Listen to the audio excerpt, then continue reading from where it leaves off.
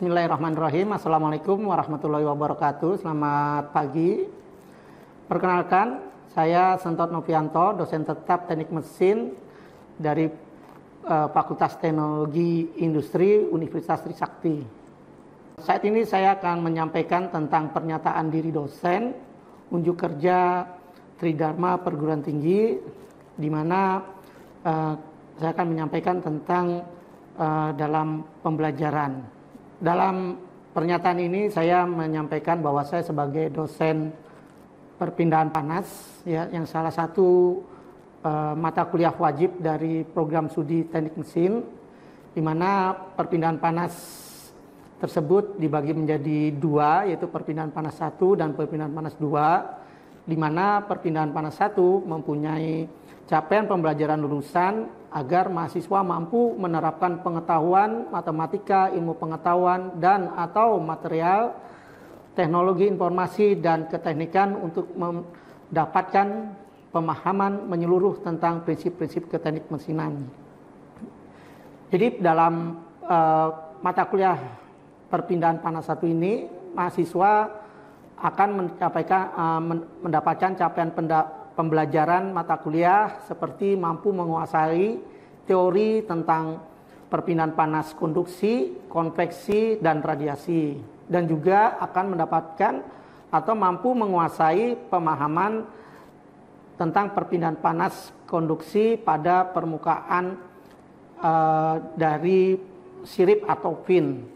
Selanjutnya mahasiswa mampu akan menguasai penerapan perpindahan kalor transien. Kemudian juga akan mahasiswa mampu menguasai teori tentang perpindahan panas dasar konveksi dan baik konveksi natural maupun konveksi paksa. Ya, selanjutnya mahasiswa juga akan belajar tentang dan mampu menguasai dari teori perpindahan panas radiasi. Selanjutnya akan kami sampaikan tentang video proses pembelajaran yang dilaksanakan pada materi pertemuan ketiga mengenai perpindahan panas pada permukaan sirip. Assalamualaikum warahmatullahi wabarakatuh. Selamat pagi untuk mahasiswa semua. Alhamdulillah kita bisa melanjutkan perkuliahan kita yang ketiganya tentang perpindahan panas. Jadi pada pertemuan ketiga ini kita akan membahas tentang perpindahan panas pada permukaan sirip. Ya. Jadi pertemuan ini diharapkan nanti Anda dapat memahami tentang konsep perpindahan panas pada sirip. Ya. Apa itu sirip ya? Mungkin dengan Anda melihat gambar yang saya tampilkan ini, Anda bisa melihat beberapa contoh dari sirip ya, yaitu sirip yang biasa digunakan di komponen komputer ya, kemudian ada sirip yang digunakan di mesin pembakar gitu ya. Jadi kira-kira menurut Anda sirip itu fungsinya untuk apa? Nah, coba Mas Ori gimana? Fungsinya sirip itu apa itu? Kalau menurut saya sih buat ini sih Pak, jadi dia buat mengurai, mendinginkan ya, untuk mendinginkan dari ruang yang panas. Gitu. Panas, oke, betul.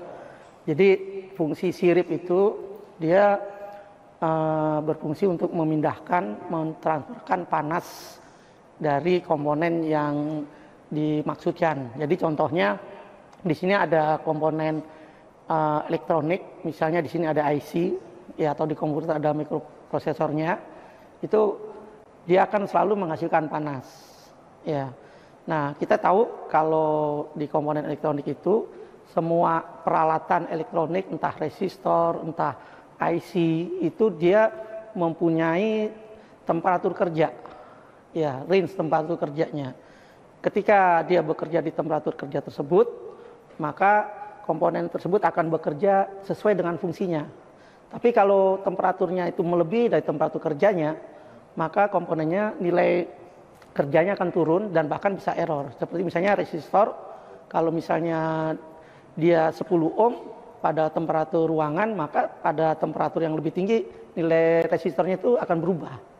Nah, ketika terjadi perubahan gitu, maka bisa menyebabkan komputer itu hang. Jadi saya pernah punya pengalaman, begitu laptop saya kipasnya mati, itu nggak nyampe 1 menit langsung padam gitu ya. Nunggu dingin dulu, saya nyalakan karena temperaturnya udah turun, kemudian nggak sampai 1 menit dia padam lagi, mati lagi. Akhirnya saya harus perbaiki kipasnya gitu ya. Atau bahkan Anda mungkin lihat ada yang menambahkan kipas di bawah laptop itu kan, fungsinya itu untuk pendinginan gitu ya. Nah, pendinginan itu akan terbantukan oleh adanya sirip gitu ya. Baik, di sini sirip itu mengalami atau melakukan perpindahan panas yang secara umumnya itu modelnya itu adalah model konveksi. Jadi anggap ini sebuah sirip ya. Sirip itu kan dia di lingkungannya itu kan berupa udara.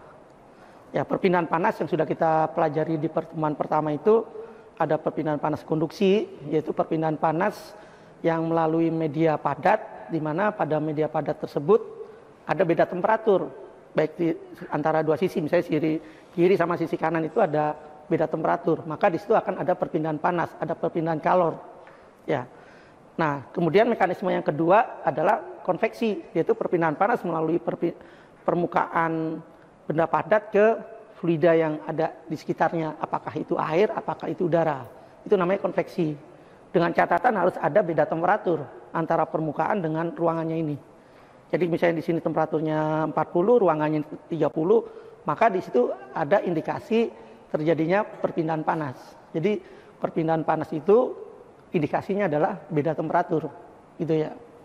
Nah, kebetulan sirip yang kita bahas ini perpindahan panasnya itu melalui konveksi, karena tadi seperti Anda lihat di gambar tadi itu angin yang berembus itu dia akan melewati sirip ini ya. Jadi angin itu dia akan membantu percepatan dari perpindahan panas gitu ya. Jadi di materi perpindahan panas itu kita mencoba untuk bisa mentransfer panas atau energi itu sebesar mungkin dan secepat mungkin. Dengan adanya sirip, maka transfer energi atau panasnya itu bisa dilakukan dengan cepat dan dengan besar nilainya. Nah, dengan demikian barulah proses engineering yang kita lakukan untuk membuat sirip itu betul-betul sudah optimal seperti itu. Nah, Anda sudah tahu ya bahwa perpindahan panas secara konveksi itu kalau secara persamaannya adalah nilainya HA kali delta T, di mana H itu adalah koefisien perpindahan panas, A-nya itu luas penampang, dan delta T itu adalah beda temperatur tadi antara permukaan sama lingkungannya. Ya, jadi temperatur TS dan temperatur lingkungan. A-nya itu apa? A-nya itu adalah luas penampang. Luas penampang perpindahan panasnya nanti akan saya jelaskan kemudian. Oke, ini adalah gambaran dari sirip ya. Jadi yang diambil sebagian. Kemudian kalau Anda baca buku literatur, baik di mekanika fluida, termodinamika, biasanya suatu permasalahan itu atau case itu diambil sebagai suatu elemen yang kecil, yang dimana dari elemen yang warna merah kecil ini, itu dirumuskan suatu persamaan yang digunakan gitu ya, di dalam konsep ilmu pengetahuannya. Jadi saran saya kalau Anda membaca buku literatur atau apa, Anda pelajari dari sini. Ya, ketika Anda memahami ini, maka konsep selanjutnya Anda akan paham kenapa itu begitu. Jadi di konsep yang elemen volume ini, yang bagian merah ini, itu Anda bisa lihat di sini ada kalor yang dikonduksikan, artinya perpindahan panas secara konduksi. Di sini adalah permukaan, misalnya tadi body engine-nya, kemudian di sini ada siripnya. Maka dari body engine ke sirip ini, pertama itu adalah dia dikonduksikan. Nah, dari konduksi ini, kemudian ada kalornya itu ada yang dikonduksikan ke bagian selanjutnya dari siripnya, dan ada kalor yang dikonveksikan ke ke lingkungan. Jadi secara matematisnya dari gambar ini itu dituliskan seperti ini ya. Ada rate of heat conduction into the element at X itu sama dengan rate of heat conduction from the element at X plus delta X gitu ya, ditambah rate of heat convection from the element. Jadi yang dikondisikan dari base materialnya itu nilainya sama dengan laju perpindahan panas konduksi di X ditambah dengan delta X. Delta X itu tebalnya si elemen volume ini, kemudian ditambah dengan kalor yang dipindahkan secara konveksi. Oke, sampai sini paham ya? Saya pikir sederhana. Artinya ke bawahnya ini dituliskan persamaannya. Jadi ini konsep awalnya gitu ya. Secara matematis dituliskan seperti ini. Kemudian Q konveksi yang tadi disebutkan di slide sebelumnya yang merupakan H kali A delta T, A-nya itu dituliskan sebagai keliling dikali delta X-nya. Jadi P itu adalah perimeter itu kelilingnya ini ya, dikalikan X-nya itu dia jadi luas gitu ya. Seperti itu. Nah, kemudian secara matematika dilanjutkan, Q konduksinya dikurangi Q konduksi X tambah delta X ini ya. Kemudian itu ditambah yang Q konveksi ini, dia nilainya menjadi sama dengan 0. Nah, ini kalau di matematika biasanya delta X-nya itu mendekati 0, limit mendekati 0 sehingga dia menjadi suatu persamaan diferensial. Nah, di sini yang kedua yang ingin saya sampaikan, jadi mata kuliah ini dia terkait dengan beberapa mata kuliah sebelumnya seperti matematik seperti itu ya. Jadi mungkin kalau Anda merasa itu agak sulit, sebenarnya nggak terlalu sulit ya. Jadi Anda memahami persamaan diferensial ya. Seperti itu. Oke. Kemudian ini ada persamaan lagi yaitu persamaan Q konduksi. Jadi tadi ada Q konveksi, ada Q konduksi. Ya, ketika Q konduksinya ini kita substitusi ke persamaan yang sebelumnya, dia masuk ke sini. Sehingga dia persamaannya menjadi yang ada di atas itu ya. Nah, tentunya ketika disederhanakan, di mana T min T permukaan itu sama dengan theta, maka persamaan ini ya itu bisa berubah menjadi persamaan diferensial ordo 2. Nah, ini kalau yang jadi ada tipe misalnya D kuadrat Y per dx kuadrat tambah B dy per dx tambah Y sama dengan 0. Berarti nanti itu kan kalau di persamaan diferensial dilihat persamaan karakteristiknya, yaitu seperti persamaan kuadrat ya. Dari persamaan kuadrat itu kan dia ada 3 cara penyelesaian, dilihat dari nilai diskriminannya. Nah, kemudian kalau nilai B-nya 0, maka persamaannya menjadi AD kuadrat Y per DX kuadrat plus minus sama Y kuadrat sama dengan 0. Nah, kebetulan persamaan ini, ya yang ini itu sama dengan persamaan yang tadi, yang B-nya itu sama dengan 0. Dimana kalau B-nya sama dengan 0, kemudian di sini dia negatif, solusinya itu yang ini. Gitu ya solusinya.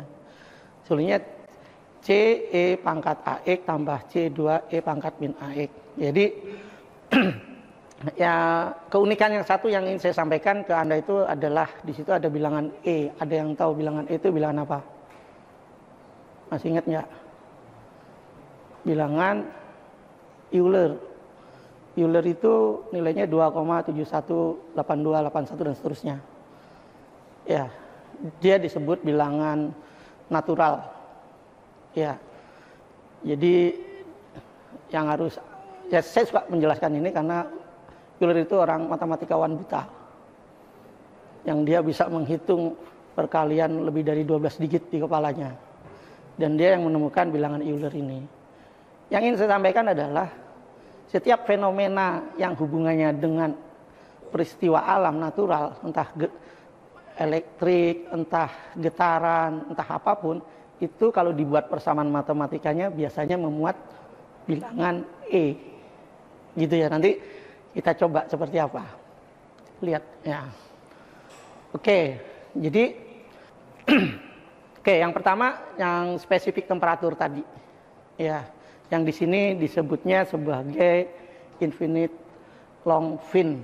Jadi temperatur di ujung finnya ini dia temperaturnya sama dengan temperatur lingkungannya, ya, sama dengan temperatur lingkungannya.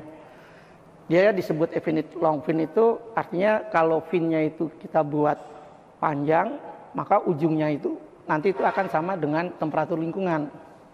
Permasalahannya adalah bisa jadi ketika panjangnya itu hanya setengah meter, itu ujungnya udah sebesar temperatur lingkungan. Kemudian dibuat lagi panjangnya 1 meter lebih panjang, pasti di ujungnya juga temperatur lingkungan. Artinya dalam konteks ini engineer itu harus bisa menentukan berapa panjang finnya itu di mana temperatur lingkungannya itu tercapai. Karena kalau engineer itu membuat panjang finnya itu berlebih, satu ya nggak ada gunanya karena temperaturnya yang lingkungan sudah tercapai. Yang kedua, boros material, gitu ya. Jadi kita pelajari perpindahan panas melalui fin itu salah satunya itu. Nah, kemudian dari gambar ini tadi yang disebutkan, ya, itu kalau digambarkan distribusi temperaturnya itu kira-kira seperti ini nih, yang warna merah ini. Ya, distribusi temperaturnya itu kalau dinyatakan dalam persamaan matematika sebagai perbandingan temperatur posisi X dikurangi temperatur lingkungan dibagi temperatur base dikurangi temperatur lingkungan, itu nilainya akan sama dengan E pangkat min AX ya. Nah, ini tadi nih. Jadi T pada posisi X, katakanlah ini kan panjangnya X. Jadi pada posisi di sini, maka temperatur yang di sini itu nilainya sebesar ini. Ya, kemudian kalau dibandingkan dengan TB min T lingkungan, dibandingkan seperti ini, nilainya akan seperti persamaan tersebut. Nah, grafik ini yang kalau misalnya Anda ngambil data, ya, ada data-data gini kan, dari pengukuran, Anda lakukan membuat persamaan, entah menggunakan perhitungan manual, atau menggunakan Excel, atau menggunakan AI, maka persamaan yang muncul itu akan memungkinkan kalau Anda pilih sebagai eksponensial, akan membuat persamaan pangkat E itu tadi. Jadi kurva ini adalah kurva eksponensial yang ada persamaan bilangan E-nya itu. Yang ini yang saya maksud tadi, bahwa bilangan E itu dia menunjukkan suatu kondisi peristiwa alam natural gitu ya. Nah, dari persamaan ini ya, persamaannya seperti ini. A-nya itu adalah akar HP per KA ya. H-nya itu tadi adalah koefisien heat transfer, P-nya keliling, K-nya itu konduktivitas termal dari fin-nya, A-nya itu luas penampangnya gitu ya. Jadi ketika kita mempelajari fin, itu pertama kita harus tahu distribusi temperatur di fin-nya ini, gitu. Artinya dengan mengetahui distribusi temperatur, kita tahu fenomena termalnya, ya. Kemudian yang kedua adalah karena kita mempelajari perpindahan panas, kita ingin tahu tuh berapa nilai perpindahan panas yang terjadi, berapa panas yang bisa dipindahkan, kan tujuannya itu. Di awal tadi kita sebutkan bahwa fin yang bagus itu kalau dia bisa memindahkan panas besar dan cepat. Nah, pertanyaan ketika dia seperti ini, berapa nilai panas yang dia bisa pindahkan, gitu ya. Nah, nilai yang dia bisa pindahkan itu Q dalam kondisi long fin itu adalah akar HP KA T base dikurangi T udara, gitu ya. Nah, tentunya persamaan ini bisa kita turunkan gitu ya, dari persamaan kalau ini persamaan konduksi ya, seperti itu, sehingga diperoleh persamaan di sana gitu. Jadi dari slide ini saya berharap Anda bisa memahami fenomena apa yang terjadi di sirip atau di fin. Ya, distribusi temperaturnya bagaimana, kemudian kalor yang dipindahkannya bagaimana, gitu ya. Seperti itu. Oke. Sebagai contoh, kita lihat lebih detail ya. Ini ada sirip, ya, sirip yang panjangnya yang dia panjangnya tidak diketahui nih, tapi dia punya diameter 5 mm, kemudian dia diatur temperatur di base-nya ini sebesar 100 derajat Celcius, kemudian temperatur lingkungannya 25 derajat Celcius dengan koefisien perpindahan konveksinya itu 100 watt per meter persegi Kelvin. Begitu ya. Nah, kita mau lihat dari contoh ini finnya ini dia terbuat dari 3 material yang berbeda, yaitu ada yang dari tembaga, ada dari aluminium, dan ada dari stainless steel. Ya. Dan kita ingin tahu dari ketiga material ini tadi berapa dia kemampuan dia memindahkan panasnya itu. Terus kemudian berapa panjang dari finnya tadi, siripnya tadi, di mana panjangnya tersebut akan mencapai temperatur di ujungnya itu adalah temperatur lingkungan. Gitu ya. Seperti itu. Oke. Jadi untuk kita selesaikan persoalan perpindahan panas ini sebetulnya sama dengan kita menyelesaikan persoalan di mekanika fluida atau termodinamika. Yang pertama pasti kita diminta untuk mencari properties dari kasus yang kita mau hitung.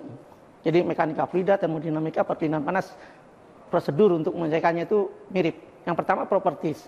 Jadi properties yang pertama itu perpindahan panas ini kan kalau ke lingkungan secara konveksi, maka temperatur yang harus dicek itu adalah temperatur filmnya disebutnya, yaitu temperatur base materialnya ditambah temperatur lingkungan dibagi 2. Ya, nah dari kondisi tersebut maka kita mencari nilai konduktivitas termal dari ketiga material tadi. Konduktivitas termal dari material. Ya, jadi bagaimana material itu dia mempunyai kemampuan untuk memindahkan panas. Setiap material itu punya konduktivitas ya. Dan nilai konduktivitas termal dari setiap material itu dia berubah karena faktor temperatur. Ya, dia bisa berubah naik atau dia bisa berubah turun. Ya, jadi temperatur itu sangat mempengaruhi ya untuk kondisi di engineering ya. Nah, sehingga temperatur film yang 62,5 derajat Celcius itu digunakan untuk mencari nilai konduktivitas yang ada. Jadi kalau yang tembaga itu 398, kemudian aluminium aluminium itu 180, ya, kemudian yang stainless steel itu 14. Seperti itu.